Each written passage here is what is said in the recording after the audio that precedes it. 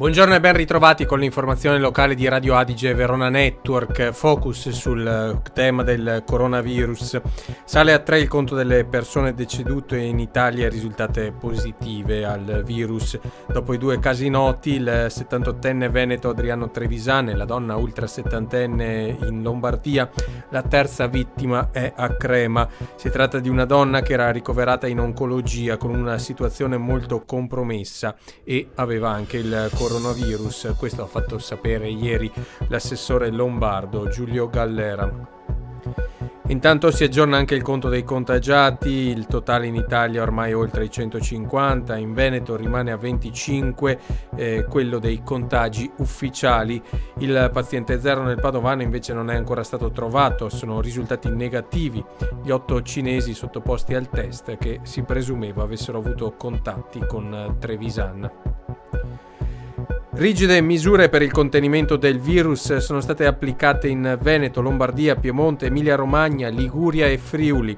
L'ordinanza per il Veneto, firmata dal ministro Speranza e dal presidente Zaia, ordina la sospensione di manifestazioni o iniziative di qualsiasi natura, di eventi in luogo pubblico o privato, sia in luoghi chiusi che aperti al pubblico, anche di natura culturale, ludico, sportiva, religiosa, discoteche e locali notturni. Già nota la chiusura delle scuole e delle università, stop anche ai musei e prescritta la disinfezione giornaliera dei treni regionali e di tutto il trasporto pubblico locale via terra, aria e acqua. Ed è stato attivato ieri dalla regione il numero verde 846 23 40 per informare i cittadini che temono di essere entrati in contatto con il coronavirus.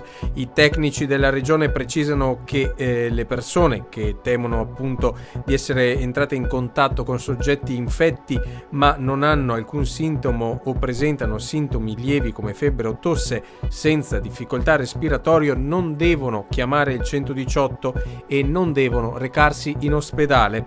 Devono invece rivolgersi al numero verde che in base alle notizie riferite fornirà tutte le informazioni e le eventuali istruzioni sui comportamenti da adottare. Ripetiamo il numero verde della regione Veneto 846 23 40. E si fanno concrete anche le conseguenze sull'economia. Nella giornata di oggi chiusa la borsa merci della Camera di Commercio di Verona.